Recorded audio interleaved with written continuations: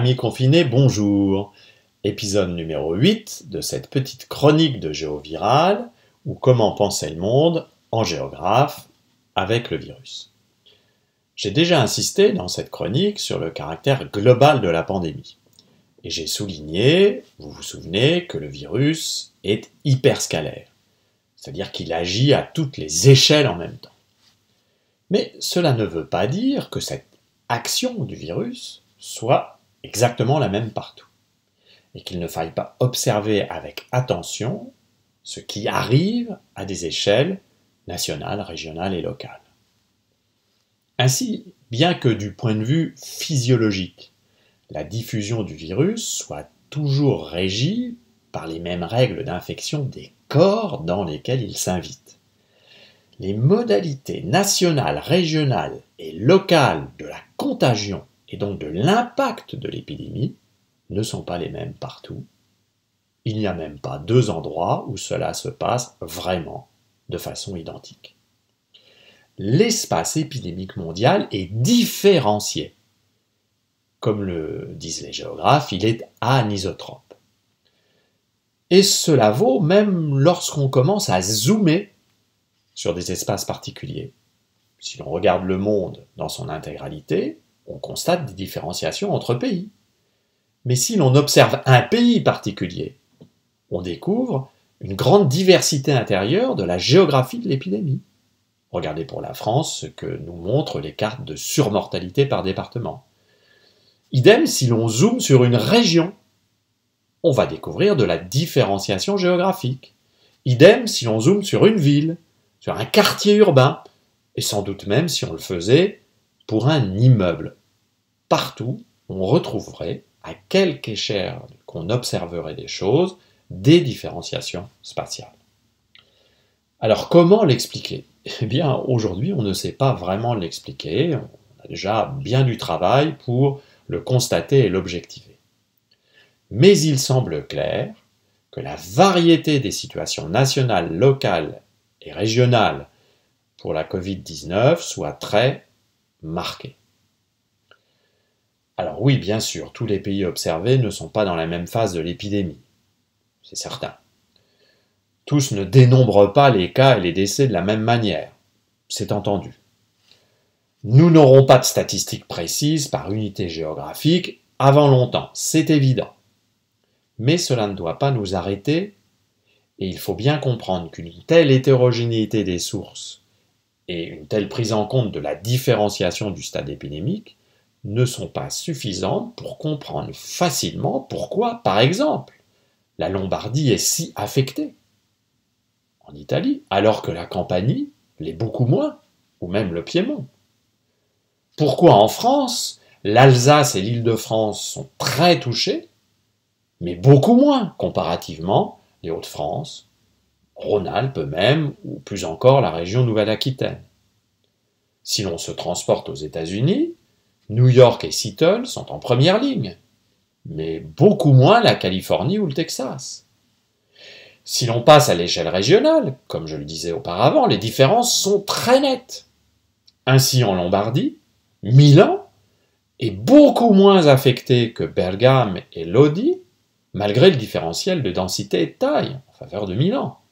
Mais Milan est aussi beaucoup moins affecté d'ailleurs que Turin, alors que Gênes, qui n'est pas si éloigné, est comparativement presque indemne d'une épidémie très virulente.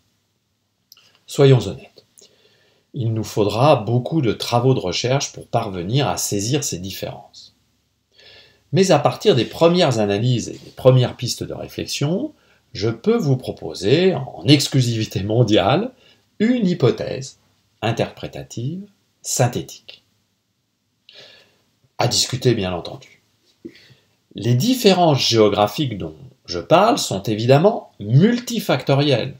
Il n'y a pas un seul facteur qui les explique. C'est pourquoi je pense que la spécificité de chaque cas procède, de mon point de vue, d'une combinaison de 5 facteurs principaux, qui, vous allez le voir, sont eux-mêmes en réalité multifactoriels. Je vais les présenter rapidement dans un ordre qui n'est pas hiérarchique. Tout d'abord, il paraît clair que les modalités d'introduction puis de diffusion du virus dans un espace donné sont très importantes et très différentes d'une région à l'autre, d'un État à l'autre. Bref, tous les territoires ne voient pas entrer le virus de la même manière. À ce sujet, il semble évident que le tourisme international et national a joué un rôle majeur. Mais insistons bien, le tourisme national aussi. On a constaté par exemple aux États-Unis comment une petite communauté de 22 000 habitants dans l'Idaho, la Wood River Valley, connaît un taux de contamination supérieur à celui de New York City, sans doute parce que cette communauté est au cœur de la zone de sport d'hiver de l'Idaho et qu'elle a accueilli un très grand nombre de touristes venant des pôles urbains de l'ensemble du pays. On a reconnu aussi le rôle de foyers épidémiques liés à des concentrations exceptionnelles d'individus, dans des temples, des églises, dans des stades, lors de fêtes. Tous ces lieux de rassemblement et de contact intense ont permis à la fois une contamination simultanée d'un très grand nombre de personnes et ensuite des diffusions lointaines et rapides lorsque ces personnes sont retournées chez elles. On a enfin insisté à raison sur l'impact de ce que l'on appelle les super spreaders, les super diffuseurs, c'est-à-dire des personnes qui, sans doute en raison de leur charge virale et de leur capacité d'être au contact de très nombreuses autres personnes, donc des individus qui ont pu contaminer plusieurs dizaines d'autres individus et même parfois plus d'une centaine. Deuxième facteur. Il paraît clair que les caractéristiques sociodémographiques d'une population sont essentielles à prendre en compte. Combien y a-t-il de personnes âgées dans une population? Quelle est la prévalence de certaines pathologies dont on sait qu'elles exposent à une surmortalité, comme par exemple l'obésité ou le diabète? Quelles sont les structures sociales et familiales d'une population? Par exemple, les personnes âgées vivent-elles seules ou en famille? Quelles sont les inégalités sociales et raciales? Et on est aujourd'hui bien conscient que ces inégalités sont un facteur décisif à prendre en compte. Regardons aux États-Unis ce qui se passe, où on s'aperçoit que les Afro-Américains pauvres sont beaucoup plus exposés aux formes les plus virulentes de la pathologie. L'épidémie n'est donc pas insensible aux inégalités sociodémographiques, on peut même dire qu'elle les révèle. Troisième facteur, ce qu'il en est de l'état du système de soins est évidemment très important à prendre en compte. Et on constate bien à l'échelle mondiale que tous les systèmes de soins n'ont pas eu la même résistance. Tous les systèmes de soins n'ont pas eu la même robustesse face à l'afflux d'un grand nombre de malades demandant des soins intensifs. Ce qui s'est passé en Allemagne, ça n'est pas du tout ce qui s'est passé en Italie du Nord, ça n'est pas encore la même chose que ce qui s'est passé en France, ou en Espagne, ou en Grande-Bretagne, ou aux États-Unis, ou en Iran, que sais-je. Cette question de l'état du système de soins est évidemment très importante. Quatrième facteur, qu'en était-il de la préparation des pouvoirs publics à une épidémie?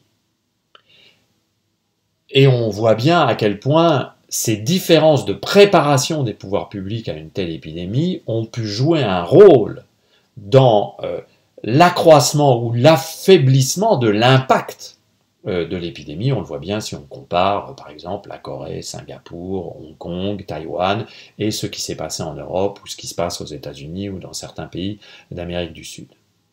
Mais qu'en est-il aussi de la préparation des sociétés? Parce que on peut à bon droit critiquer des pouvoirs publics qui n'étaient pas assez préparés, mais les sociétés ne sont pas à mettre hors jeu de l'analyse. Leurs réactions ont une influence décisive. La manière dont des individus dans une société se saisissent de la question épidémique, la façon dont ils réagissent est aussi très importante, et de ce point de vue-là, il est clair que la population suisse ne réagit pas comme la population française, qui ne réagit pas comme la population britannique, ou qui ne réagit pas comme la population coréenne. Donc les sociétés ont leur rôle à jouer dans cette préparation à l'épidémie. Enfin, cinquième facteur que je voulais mettre en avant, la configuration géographique d'un espace et les modalités de fonctionnement spatial de cette contrée. Si l'on reprend le cas de la Lombardie, il est clair que l'organisation de cette région en un système urbain extrêmement interconnecté avec de très nombreux centres en relation permanente et des centres répartis de part et d'autre d'un axe de circulation le long de l'autoroute A5 qui va de Turin, Milan jusqu'à Venise, suivi par la voie ferrée qui est parallèle à la plaine du Pô, il est clair que cette configuration géographique a été propice sans aucun doute à la diffusion de la pandémie. Mais rien n'est jamais simple et mécanique. Par exemple, on dit souvent que la densité urbaine semble favorable à la diffusion du Covid-19. C'est clair, mais c'est relatif. Certaines villes ou quartiers très denses sont beaucoup plus épargnés que des villes ou quartiers beaucoup moins denses, fussent-ils proches. Par exemple, à Manhattan, très très dense, on dénombre 730 cas pour 100 000 habitants, alors qu'à quelques encablures de là, à Staten Island, on en dénombre 1644 cas pour 100 000 habitants, c'est-à-dire plus de 2 fois plus. Il semble donc que ce qui importe ne soit pas la densité en elle-même seulement, mais plutôt ce que l'on appellerait le type de densité et le type de relation spatiale qui existe entre les individus dans un espace donné. On le voit, tout ça est complexe. Ces 5 facteurs forment une sorte de système explicatif possible. Il y a encore beaucoup de travail à faire pour saisir véritablement comment chacun de ces facteurs intervient. Mais en tout cas, ça nous permet aussi de mettre l'accent sur un point très important. La mondialisation globalise les phénomènes, sans aucun doute, mais elle n'estompe pas les spécificités géographiques régionales et locales. On pourrait même peut-être aller plus loin. Plus la mondialisation promeut des fonctionnements standards, plus elle globalise, comme l'épidémie globalise, puisqu'elle tire profit des fonctionnements ordinaires de la mondialisation, eh bien plus les spécificités locales et régionales, les spécificités géographiques et sociales d'une contrée ont un effet de différenciation marqué. Voilà un paradoxe bien intéressant pour conclure cet épisode. Alors avant de vous dire au revoir, quelques conseils de lecture, un article de Jenna Briner, Why are so many people dying of COVID-19 in New York City, publié dans une très bonne revue en ligne qui s'appelle livescience.com le 15 avril, et puis un très très très intéressant livre écrit par une géographe, Clélia Gasquet-Blanchard, une géographe qui a travaillé sur Ebola en Afrique. Les études autour d'Ebola sont importantes parce que l'épidémie d'Ebola est un modèle à partir duquel on peut essayer de réfléchir à ce qui est en train d'arriver avec la Covid-19. Donc le livre s'appelle Ebola, géographie d'une crise sanitaire et c'est paru aux presses universitaires de Rennes, très bon éditeur universitaire, en 2016. Voilà, c'est tout pour aujourd'hui. Ne confinons pas idiots. Gardons courage, oui, je sais, c'est long, moi-même, je commence à en avoir un peu ras les couettes, si je puis me permettre, mais voilà, il faut faire avec. Nous nous reverrons bientôt dans la vraie vie, et d'ici là, je vous souhaite bon courage, et je vous donne rendez-vous pour l'épisode numéro 9 de cette chronique. À bientôt.